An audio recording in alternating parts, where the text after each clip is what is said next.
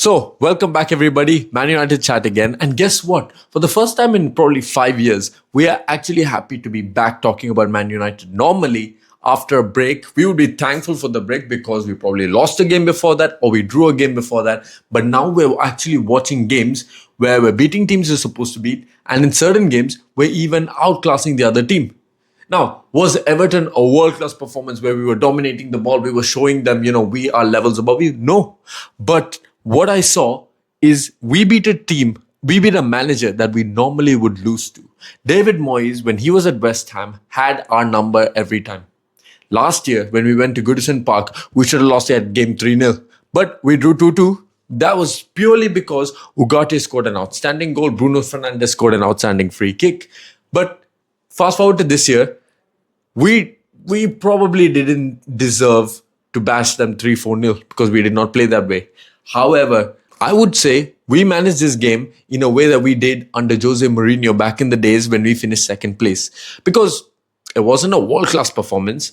However, we managed to keep the ball in the midfield and we managed to transition it into the attack. But the attack was levels below what we expect normally, right?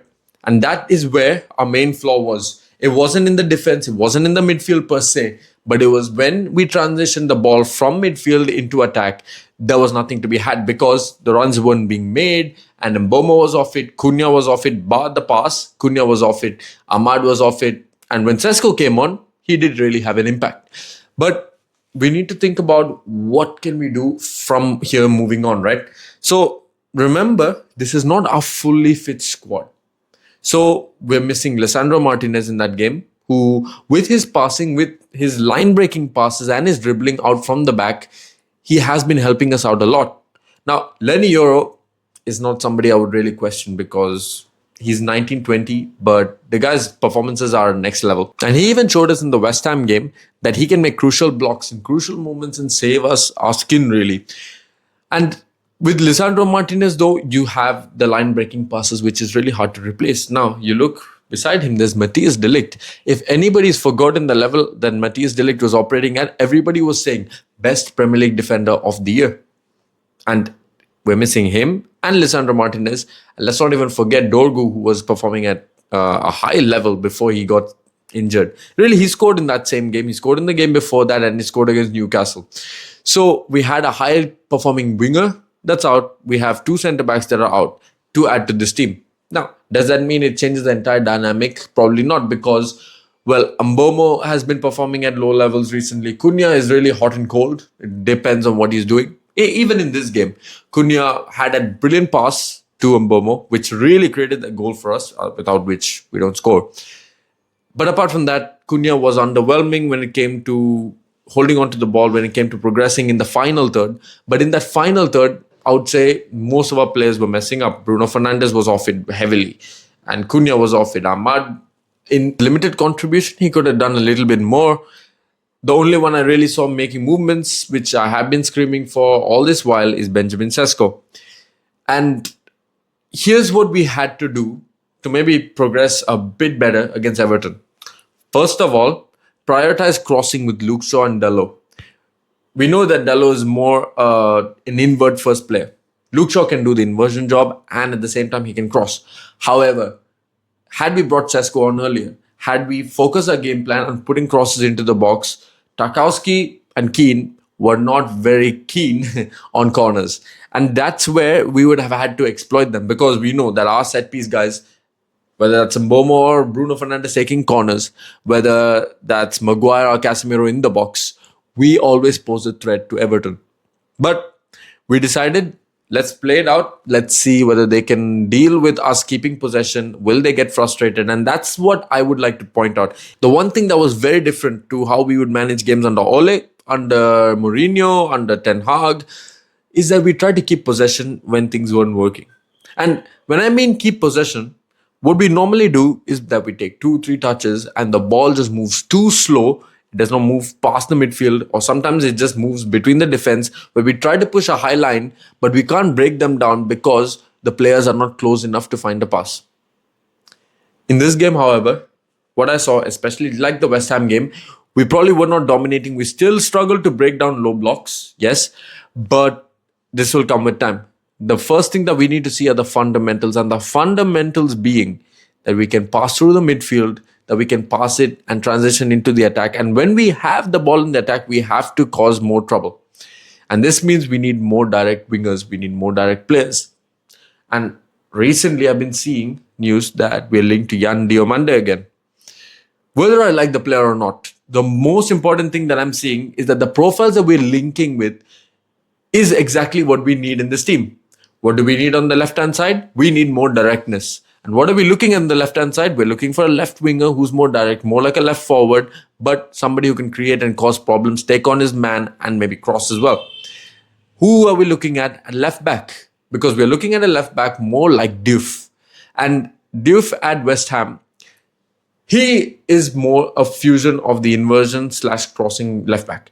But most importantly, he puts in crosses. He puts in delicious crosses, by the way. A goal that West Ham scored, I think it was a couple of weeks ago. Diouf put the cross into Somerville, who heads it in. But the cross was inch perfect to the point where Somerville didn't even have to think about where the ball was coming to because he was already there. And Diouf found him perfectly. This is what we can leverage with Sesko. And we have been missing this ever since Ashley Young left, ever since Valencia left. We have been missing wingers or fullbacks who can really put a cross in. Or makeshift wingers, if you want to say it. Because we tried it with Patrick Dorgu, but we know that he's more of a winger who inverts more than an overlapping fullback. But we need an overlapping fullback, and we have needed one for the longest time. And beyond this, obviously, we have the two midfielders that we have been looking at since last summer, really, but we didn't have the finances to do it. We need an 8 and a 6, or 2 8s, however you want to call it. We need two dynamic midfielders at the center of the park. And you can see that, call it whoever you want. If you want to call it Vivell, it's Vivell. If it's Ineos, it's Ineos. But whoever is recruiting right now, keep doing your job. Because back in 2024 summer, and then in 2025 winter, you got Dorgu, you got Heaven. And this last summer has been outstanding. You didn't get anybody in the winter, but in the summer, if we're actually looking at two midfielders, we're looking at a left winger, we're looking at a left back, and potentially a right back as well. Then the only holes that we still have left plugging is a backup goalkeeper if you really want, because I would say our centre backs are pretty solid, and we probably need a third midfielder if anything. And then we actually have a squad where we can compete for the league. And here's what I'm saying. How far are we off the league? Well, the more you look into it, you can see that we are grinding out results the way that top teams should be. But here is where we normally fall off. So we've done this under Ten Hag, where we've had an extended period of good results. We've had 3-4 months of very good results post World Cup. We've done this before, but what happens is normally when we get into this grinding stage where we're just grinding out results, once we start grinding out results, that becomes a new habit, and we can't go back to free-flowing football that we used to do before that. And this has happened under Ole, this has happened under Ten Hag, and this has happened under Jose Mourinho as well. So this is the most important thing that is going to really define Carrick's tenure and decide whether he gets a job on a permanent basis, for us at least. So he can perform like he did against Arsenal and City, and we actually played pretty well in those games, even Fulham and Spurs. But if we drop back, now that we have had the West Ham game and the Everton game, and though we did our job, and probably we should have beat West Ham, but apart from that, we beat Everton and we did our job. Now, going back next week against Crystal Palace, a game that we must win, but a game that we must win very convincingly. How are we going to win is going to be the most important thing. They're not at the best of form, right? And it's very similar to the Spurs game, if you want to call it. They won their manager out. They are unsure whether Glasner will stay on, but they always have a threat, guys. They always have a threat. They have Strand Larsen, they have Ismail Assar, and these two players alone on their day can cause problems to any team in the Premier League. Let's not even cover the fact that they have one of the best midfielders in the Premier League in Adam Wharton, who can create something out of nothing. And we've seen this in the past few games. We are looking at Adam Wharton for a reason, and we probably should get Adam Wharton for a different reason as well. And when we're facing the players of levels of Adam Wharton, of Ismail Assar, of Munoz, of Chris Richards, we have players that we're facing that on their day can turn it up.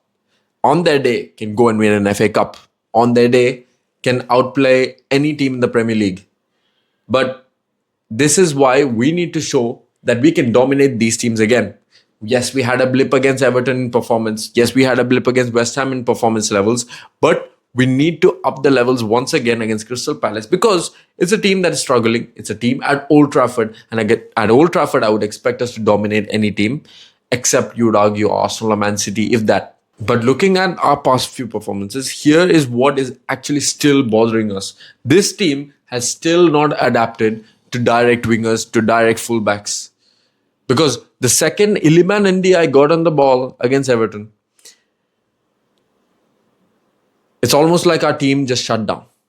Our team did not know what to do. And Luke Shaw kept giving him the inroad. And to be honest, can you really stop a direct player? That's another question all in all. And we were struggling with our corners. If not for Lamens being on game, being one of the top keepers in the Premier League, we would have conceded at least one of those goals by Everton because Everton's approach was similar to Arsenal, right? So their approach was try for a corner because in the first half, they were not getting any chances per se. So in the second half, they were like, you know what, we're going to switch our focus completely. We're going to go into a set piece mode. We're going to get set pieces down the line. How many corners did Everton get in a row before we got our first corner, by the way, guys? And this shows you that Everton were not trying to play football in the second half. And they were trying to just cause any trouble that they could in the box. And that's how they were going to get a chance. This is why this was one of those games to ride out. This is not a game where we should necessarily expect a level of performance. Because this is not a stadium that you normally go to and dominate anyways. We just need to get the 3 points, which is what we did. But against Crystal Palace, it's going to be a very, very different dynamic. We're not going to be expecting just any other performance. We're going to be expecting a dominating performance where we have the ball, where our attackers are really flowing, where we're trying to play possession, we're trying to play through the back, through the midfield, and through to the attack. And the attack is going to be more clinical today. Also, given the opportunity that we could go into third place, if Villa lose, we could go into third place. The fact that Villa and Chelsea play each other, we should be capitalizing now.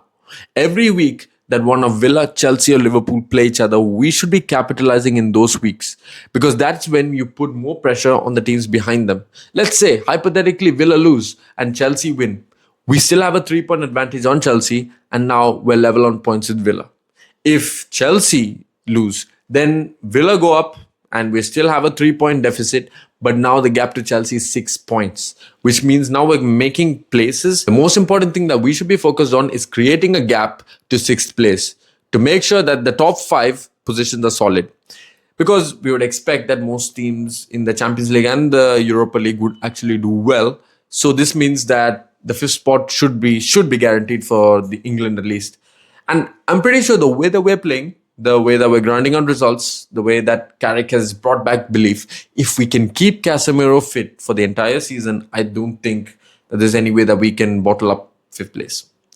And in fact, I think we'll get 3rd place because the way that we're playing, the way that we're direct with our players and the way that we're trying to approach games, I think the way Chelsea are dropping off, the way Liverpool are very inconsistent because the way that Liverpool are grinding out results can't last for the entire time. There's going to be a point where everything's going to fall apart because they're going to switch focus to the Champions League or to the FA Cup. And that's when we take advantage. The same thing with Chelsea, the same thing with Villa with the Europa League. So, what do you guys think is going to happen with the rest of the season? What do you make of the Everton game? Comment that all down below and I'll see you all in the next one.